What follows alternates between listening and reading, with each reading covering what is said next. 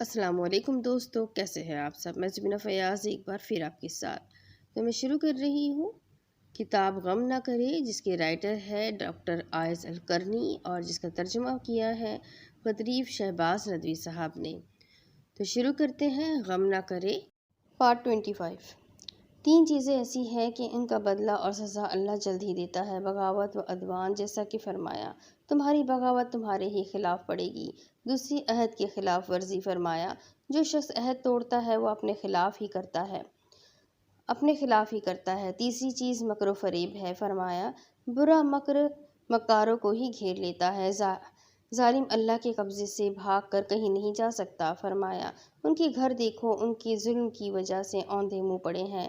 याद रखिए कि अमल सालेह का नतीजा जल्द भी मिलता है, देर में भी, क्योंकि अल्लाह ताला माफ़ फरमाने वाला और शुक्र कबूल करने वाला है। तो अल्लाह ने उनको दुनिया का सवाब और आखिरत का अच्छा अंजाम इनायत किया। जो लोग अल्लाह की अताअत करते हैं वो उनसे मोहब्बत रखता है, तो मेरी अतबा करो, अल्लाह तुमसे मोहब्बत करेगा। जब बंदे को ये मालूम हो जाता है तो वो खुश होता है, क्योंकि उसका मामला उस रब के साथ है जो रोज़ी देता और नसरत फरमाता है। अल्लाह ही राज़िक़ है, नसरत अल्लाह के पास से ही आती है, वही तौबा कबूल करने वाला है, वही तो रब और रहीम है। वो अपने दोस्तों के दुश्मनों से इंतकाम लेता है, हम हैं इंतकाम लेने वाले, लिहाजा अल्लाह ताला ही सबसे बड़ा और सबसे बरतर है। क्या इसका कोई हम नाम तुम्हें मालूम है? शेख अब्दुल रहमान बिन सादी का एक बेहतरीन रिसाला है जिसका उन्वान है अल वसाइल अल मुफीदा फिल हयात अल सईदा। उसमें उन्होंने ज़िक्र किया है कि असबाब सआदत में से ये है कि बंदा इस बात को देखे कि अल्लाह की उस पर क्या नेमतें हैं। वो पाएगा कि वो कितने ही लोगों से फ़ाइक है जिन्हें शुमार नहीं किया जा सकता। उस वक्त बंदा ये महसूस करेगा कि अल्लाह का उस पर बड़ा फजल है। मैं समझता हूँ कि आदमी अगर बाजमात नमाज पढ़ रहा है, कुरान की तिलावत और ज़िक्र अस्कार की पाबंदी करता है, तो वो बहुत से लोगों से दीनी मामलात में भी फ़ाइक है। ये ऐसी नेमत जलीला है जो अनमोल है। उसने तुम्हारे ऊपर अपनी ज़ाहिरी व बातिनी नेमत मबसूल फरमाई। जहनी भी ज़हबी में ने मुहद्दिस कबीर इब्न अब्दुल बाकी के बारे में लिखा है कि वो कहते हैं कि उन्होंने बगदाद में जामे दारुल इस्लाम से निकलने के बाद जायज़ा लिया तो पाया कि कोई भी ऐसा नहीं था जो ये तमन्ना करता कि वो अपनी जानमाज पर होता।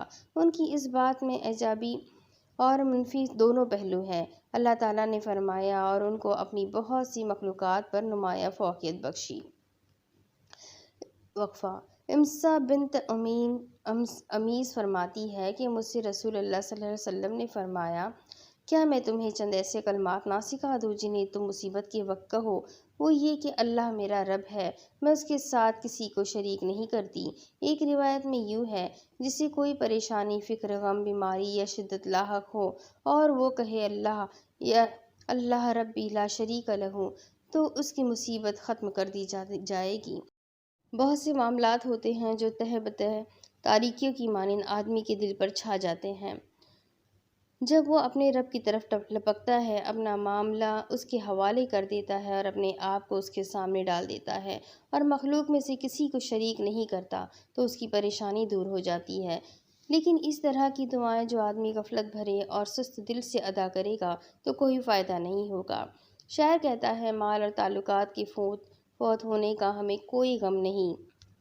अगर हमारी रूहें सलामत हैं, माल कमाया जा सकता है, इज़्ज़त भी हासिल हो जाएगी, अगर अल्लाह नफूस को हलाकत से बचा ले। हासिल से हिफाजत का नुस्खा। मऊज़ात व आयतें और अस्कार जिन में अल्लाह से पनाह ली गई है। अस्कार और आम दुआएं। अल्लाह ने फरमाया, कहो हासिद की शर से तेरी पनाह लेता हूँ। हासिद से अपने मामलात छुपाइए, जैसा कि हज़रत याकूब ने अपने बेटों से फरमाया था, तुम्हें एक दरवाजे से दाखिल ना होना बल्कि मुख्तलिफ दरवाज़ों से आना। हासिद से दूर रहिए। फरमाया कि आप कह दीजिए, अगर तुम मुझ पर ईमान नहीं लाते तो मुझे छोड़ दो। हासिद की अज़ियत से बचने के लिए उसके साथ एहसान करे, जैसा कि फरमाया गया, एहसन तरीके से बुराई को दफ़ा करो। लोगों के साथ हुस्न इखलाक से पेश आइए। हुस्न इखलाक बरकत और सआदत का बास है, बद इखलाकी बदबख्ती और बदनसीबी की बात है। हदीस में आया है कि आदमी अपने हुस्न इखलाक से नमाजी व रोज़ेदार का दर्जा पा लेता है। क्या मैं ना बताऊं कि तुम में مجھے سب سے زیادہ محبوب اور قیامت میں سب سے قریب بیٹھنے والا کون ہے؟ وہ لوگ ہیں جن کے اخلاق زیادہ اچھے ہیں۔ تم اخلاق کے بلند مرتبے پر فائز رہو۔ اللہ کی رحمت ہی تو ہے کہ اس نے آپ کو ان کے لیے نرم بنایا ہے۔ اگر آپ سخت دل ترش روح ہوتے تو یہ آپ کے پاس سے بھاگ جاتے۔ لوگوں سے بھلی بات کہو۔ ام المومنین عائشہ صدیقہ نبی صلی اللہ علیہ وسلم کی وصف میں فرماتی ہے کہ آپ کا اخلاق قرآن تھا۔ کشادہ دلی اور حسن اخلاق جلد ملنے والی نعمت اور خوشی ہے جو انہی کو عطا ہوتی ہے جن کے ساتھ اللہ خیر چاہے۔ سرت انفعال، مزاج کی حدت اور شدت غضب، مستقل برائی اور ہمیشہ کا عذاب۔ پریشان نہ ہو، اس پر عمل کرے۔ جس کو نیند نہ آتی ہو وہ کیا کرے؟ بے خوابی میں نیند مشکل سے آتی ہے۔ آدمی بستر پر کروٹیں بدلتا رہتا ہے۔ شرعی اذکار پڑھیں فرمایا اللہ کے ذکر سے ہی قلوب کو اطمینان ملتا ہے۔ دن میں نہ سوئے اللہ یہ کہ بہت ضروری ہو جائے، کیونکہ اللہ تعالیٰ کا ارشاد ہے دن ہم نے معاشی دوڑ بھاگ کے لیے بنایا ہے۔ سونے تک لکھتے پڑھتے رہے اور کہو اے رب میرے علم میں اضافہ فرما۔ دن میں مفید کام کر کے جسم کو تھکا دے، اور اللہ نے دن اٹھنے کے لیے بنایا ہے۔ بیدار کن چیزیں مثلاً قہوہ اور چائے کم لیجیے۔ شاعر کہتا ہے ہم نے اپنے دوستوں سے رات کے طویل ہونے کی شکایت کی تو کہنے لگے ہمارے نزدیک تو رات بڑی چھوٹی ہوتی ہے۔ وجہ یہ ہے کہ ان کو نیند آتی ہے اور ہماری آنکھوں سے دور رہتی ہے۔ آدمی گناہ کرتا ہے تو اس سے تلخی پیدا ہوتی ہے، جبکہ اطاعت میں حلاوت، ایمان میں بشاشت اور خوشی کا احساس ہوتا ہے۔ ابن تیمیہ فرماتے ہیں معاصی دل کو توحید کی جولان گاہ میں جانے سے روک دیتے ہیں۔ کہیے دیکھو کیا ہے آسمانوں میں اور زمین میں۔ معصیت کے برے نتائج، بندے اور اس کے رب کے بیچ پردہ حائل ہو جاتا ہے۔ ہرگز نہیں، یہ برے لوگ اس دن اپنے رب کے دیدار سے محجوب ہوں گے۔ مخلوق کو خالق سے وحشت ہوتی ہے، کیونکہ جب آدمی کے اعمال اچھے نہ ہوں تو برے گمان پیدا ہوتے ہیں۔ مستقل رنج رہتا ہے۔ جو عمارت انہوں نے بنائی وہ ان کے دلوں میں شک و شبہ ڈالتی ہے۔ دل میں خوف و اضطراب پیدا ہوتا ہے۔ ہم کافروں کو دل میں رعب ڈال دیں گے کیونکہ یہ اللہ کے ساتھ شرک کرتے ہیں۔ معیشت میں تنگی آتی ہے، بلا شبہ اس کے لیے تنگ زندگی ہے۔ دل میں سختی اور ظلمت چھا جاتی ہے، ہم نے ان کے دل سخت کر دیے۔ چہرے میں تاریکی اور تشی پیدا ہوتی ہے، پس وہ لوگ جن کے چہرے کالے پڑ گئے، کیا تم نے ایمان لانے کے بعد کفر کیا ہے؟ مخلوق کے دلوں میں بغض پیدا ہو جاتا ہے۔ تم زمین میں اللہ کے گواہ ہو، رزق میں تنگی ہوگی۔ اگر انہوں نے تورات و انجیل کو قائم کیا ہوتا اور جو ان پر ان کے رب کی طرف سے اتارا گیا تو اپنے اوپر اور پیروں کے نیچے سے رزق پاتے۔ معصیت اللہ تعالیٰ کی ناراضگی مول لینا ہے۔ اس سے ایمان میں کمی اور مصائب کا نزول ہوتا ہے۔ وہ لوٹے اللہ کے غضب پر غضب کو لے کر۔ ان کے اعمال کی وجہ سے دلوں پر زنگ لگ گیا۔ انہوں نے کہا کہ ہمارے دلوں پر تو ٹھپا لگ گیا ہے۔ روزی کی طلب میں حرص سے کام نہ لیں۔ مٹی میں جو کیڑا ہوتا ہے اسے بھی اللہ رب العالمین روزی دیتا ہے۔ زمین میں جو بھی پایا جاتا ہے اس کا رزق اللہ تعالیٰ کے ذمے ہے۔ ان چڑیوں کو جو گھونسلوں میں ہوتی ہے اللہ غفور و شکور کھلاتا ہے۔ اسی طرح تمام پرندوں کو رزق رسانی کرتا ہے جو صبح میں خالی پیٹ نکلتے اور شام کو بھرے پیٹ واپس آتے ہیں۔ پانی میں جو مچھلی ہوتی ہے اسے بھی زمین و آسمان کا پالن ہار رزق دیتا ہے، وہ کھلاتا ہے، اسے کھلایا نہیں جاتا۔ آپ تو کیڑے پرندے اور مچھلی سب سے بڑھ کر ہے، اس کے لیے روزی کے لیے کیوں پریشان ہیں؟ بہت سے لوگوں کو میں جانتا ہوں جنہیں فقر، قدورت اور تنگ دلی اس لیے لاحق ہوئی کہ وہ اللہ سے دور ہو گئے۔ تم پاؤ گے کہ آدمی مالدار ہے، کشادگی سے روزی روٹی مل رہی ہے، اللہ کی طرف سے خیر میں ہے کہ اللہ کی اطاعت سے منہ موڑ لیا، نماز میں سستی برتی، بڑے بڑے گناہ کرنے لگا تو اس کے رب نے بدن کی عافیت اور رزق کی کشادگی چھین لی، اسے فکر و رنج میں مبتلا کر دیا۔ اب وہ پریشانیوں کا شکار ہے، ایک مصیبت سے نکلتا ہے دوسری میں پھنس جاتا ہے۔ جو میرے ذکر سے اعراض کریں گے ان کی زندگی تنگ ہو جائے گی۔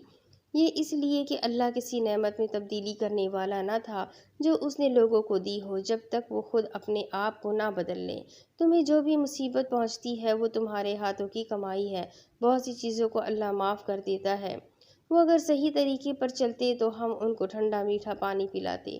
بقول شاعر: اے عاشق زار، بہت آسانی سے لیلا کو تم نے قتل کر دیا اور اب اس سے رو رہے ہو۔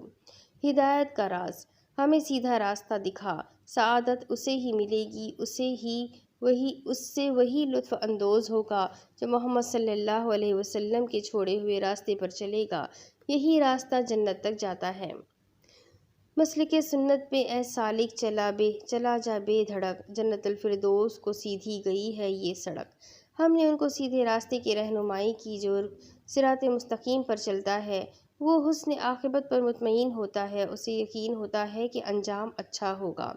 رب کے وعدے پر بھروسہ کرتا اور اس کے فیصلے پر راضی ہوتا ہے، اس راستے پر چلنے میں خوشی محسوس کرتا ہے۔ اسے معلوم ہے کہ اس کا رہنما معصوم ہے، جو نہ خواہش سے کچھ کہتا ہے نہ ضلالت کے اتباع کرتا ہے، جس کی باتوں میں مخلوق کے لیے محبت ہے، جو شیطان کے کچوکوں، ساتھیوں کی لغزشوں اور انسانی غلطیوں سے محفوظ ہے۔ اس کے آگے پیچھے فرشتے ہیں جو اللہ کے حکم سے اس کی حفاظت کرتے ہیں۔ یہ بندہ اس راستے پر چلنے میں سعادت پاتا ہے کیونکہ اسے معلوم ہے کہ اس کا ایک رب ہے، اس کے سامنے ایک اسوہ ہے، اس کے ہاتھ میں ایک کتاب ہے، اس کے سینے میں ایک نور ہے، اس کے دل میں ایک واعظ ہے۔ وہ نعمتوں کی طرف جا رہا ہے، طاعت کا کام کر رہا ہے، خیر کے لیے کوشاں ہے۔ یہ اللہ کی ہدایت ہے، جسے چاہتا ہے اللہ ہدایت دیتا ہے۔ وہ زیر لب کہتا ہے: رفیق سفر جسے اندھیرا کہتے ہیں وہ کہاں ہے؟ میرے دل میں تو اللہ کا نور ہے، وہی مجھے دکھائی دیتا ہے۔ راستے دو ہیں، معنوی اور حسی۔ معنوی راستہ ہدایت اور ایمان کا ہے، حسی جہنم کی پیٹھ پر ہے۔ ایمان کا راستہ ہے، دنیا فانی کے اوپر ہے، جس پر شہوتوں کے سنڈاس ہے، جیسے کہ دوزخ کے اوپر نصب صراط پر سادان کے کانٹے جیسے سنڈاس ہے۔ جو ایمان کے ساتھ اس راستے سے گزر گیا وہ اس راستے پر سے گزر جائے گا۔ جب بندہ صراط مستقیم پا جاتا ہے تو اس کے تفکرات، رنج اور غم سب زائل ہو جاتے ہیں۔ جو خوشگوار زندگی چاہے وہ 10 کام کرے، سحر خیزی کرے اور استغفار کرے، اور وہ لوگ جو سحر میں استغفار کرتے ہیں، تفکر کے لیے خلوت اختیار کرے، وہ آسمانوں اور زمین کی پیدائش میں غور و فکر کرتے ہیں۔ 191-3 صالحین کی صحبت اختیار کرے، اپنے نفس پر صبر کرو، ان لوگوں کے ساتھ رہو جو اپنے رب کو پکارتے ہیں۔ 28-18 یہ ان کے حوالے دیے گئے ہیں اس کتاب میں، جو آپ لوگوں نے خود بھی دیکھ لینے ہیں، کیونکہ پڑھ کر سنانے کے ٹائم پر یہ نمبر سمجھ نہیں آتے۔ 41 اور 33 مجھے نہیں پتا 41 کیا ہے اور 33 کیا ہے، لیکن یہ سارے حوالے دیے گئے ہیں۔ اور ذکر اختیار کرے، اللہ کو بہت زیادہ یاد کرو۔ 2 رکعت خشوع و خضوع کے ساتھ پڑھے، وہ لوگ جو اپنی نمازوں میں خشوع اختیار کرتے ہیں۔ تدبیر کے ساتھ تلاوت کرے، یہ لوگ قرآن پر تدبیر کیوں نہیں کرتے؟ شدید گرمی کے دن کا روزہ رکھے، وہ اپنا کھانا پینا اور شہوت میری وجہ سے چھوڑ دیتا ہے۔ خفیہ طور پر صدقہ کرے، حتیٰ کہ اس کے بائیں ہاتھ کو یہ پتہ نہ چلے کہ دائیں ہاتھ نے کیا خرچ کیا۔ کسی مسلمان بھائی کی تکلیف دور کر دے، جو شخص کسی مسلمان سے دنیا کی تکلیفوں میں کسی بھی تکلیف کو ختم کر دیتا ہے، اللہ قیامت کے دن کی تکلیفوں میں سے ایک تکلیف دور کرے گا۔ دنیا فانی سے زہد برتنا اور آخرت خیر ہے اور زیادہ باقی رہنے والی ہے۔ یہ پوری 10 باتیں ہو گئی۔ نوح علیہ السلام کا بیٹا بدبخت تھا، اسی لیے اس نے کہا تھا میں ایسے پہاڑ کی پناہ لے لوں گا جو پانی سے مجھے بچا لے گا۔ اگر وہ یوں کہتا کہ زمین و آسمان کے رب کی پناہ لیتا ہوں تو یہ زیادہ محفوظ رکھنے والی اور باعزت بات ہوتی۔ نمرود کی بدبختی تھی کہ اس نے کہا میں زندہ کرتا اور مارتا ہوں۔ اس نے وہ قمیص پہنی جو اس کی نہ تھی، اس نے قبر کی صفت اختیار کی جو اس کے لیے زیبا نہ تھی، تو وہ لاچار مبہوت ہو کر اور ناکام ہوا۔ اللہ نے اسے پکڑ لیا اور دنیا و آخرت کی سزا دے دی۔ ایک چھوٹا کلمہ سعادت کی کنجی ہے۔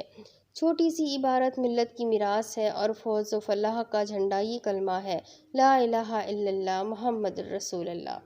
جو زمین میں یہ کلمہ کہے گا وہ خوش نصیب ہوگا کہ آخرت میں کہا جائے گا تو نے سچ کہا۔ جو صدق لے کر آیا اور سچائی کی تصدیق کی وہ متقیوں میں سے ہے۔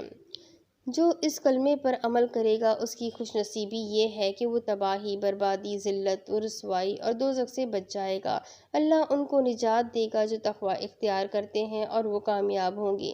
جو اس کلمے کی طرف بلائے اس کی خوش نصیبی یہ ہے کہ اس کی مدد و نصرت کی جائے گی، اس کی کوشش کامیاب ہوگی۔ ہماری فوج ہی یقینی غلبہ پانے والی ہے۔ اس کلمے کو چاہنے والے کا حق ہے کہ اس کا درجہ بلند ہو، اس کی تکریم و عزت افزائی ہو۔ عزت اللہ، اس کے رسول اور مومنین کے لیے ہے۔ غلام بلال نے یہ کلمہ کہا تو وہ آزاد ہو گئے۔ اللہ انہیں ظلمتوں سے نور کی طرف نکالتا ہے۔ اس کو بولنے سے ہاشمی ابو لہب نے انکار کیا تو غلامی، ذلت و حقارت کی موت مرا۔ جسے اللہ ذلیل کر دے اسے کوئی عزت دینے والا نہیں۔ یہ کلمہ وہ اکسیر ہے جو فانی انسانی وجود کو پاک کرتا اور ربانی اور ایمانی بلندیوں میں بدل دیتا ہے۔ لیکن ہم نے اسے ایسا نور بنا دیا جس سے ہم جن بندوں کو چاہے ہدایت دے دیں۔ دنیا پر خوش مت ہو جبکہ آخرت سے اعراض کر رکھا ہو، کیونکہ تباہ کن عذاب تمہارے راستے میں ہے اور سزا و فریب تمہارا انتظار کر رہے ہیں۔ مجھے میرے مال نے فائدہ نہیں پہنچایا، میرا اقتدار تباہ ہو گیا، تمہارا رب گھات میں لگا ہے۔ اولاد اگر اللہ تعالیٰ سے روگردہ ہے تو اس سے خوش نہ رہیے، کیوں اس سے اعراض بڑی حماقت کی بات ہے، بلکہ یہ ذلت کی انتہا ہے۔ ان پر ذلت اور مسکنت مسلط کر دی گئی ہے۔ اب اس کے آگے کی سٹوری میں آپ کو اگلی قسط میں سناتی ہوں کہ آگے اس کتاب میں کیا لکھا ہے۔ یہ جاننے کے لیے میرے ساتھ بنے رہیں، کتاب کا مطالعہ خود بھی ضرور کریں۔ اس میں ہر ایک حدیث کے بعد حوالے دیے گئے ہیں اور یہ حوالے میں پڑھ کر شاید نہیں سنا پا رہی ہوں کیونکہ مجھے خود سمجھ نہیں آ رہی کہ یہ نمبرز کو میں کیسے بتاؤں، تو اس لیے آپ لوگ خود بھی اس کتاب کا مطالعہ ضرور کیجیے گا۔ ساری حدیث سے حوالے کے ساتھ دی گئی ہے۔ کتاب بہت اچھی ہے اور بہت ساری ایسی باتیں جو ہمیں ضرور سمجھنا چاہیے۔ تو ملتے ہیں اگلی ویڈیو میں، تب تک کے لیے اپنا خیال رکھیں، چینل کو سبسکرائب کر لیں، کتاب کو شیئر ضرور کریں۔ اگلے ویڈیو میں پھر ملیں گے، تب تک کے لیے اللہ حافظ۔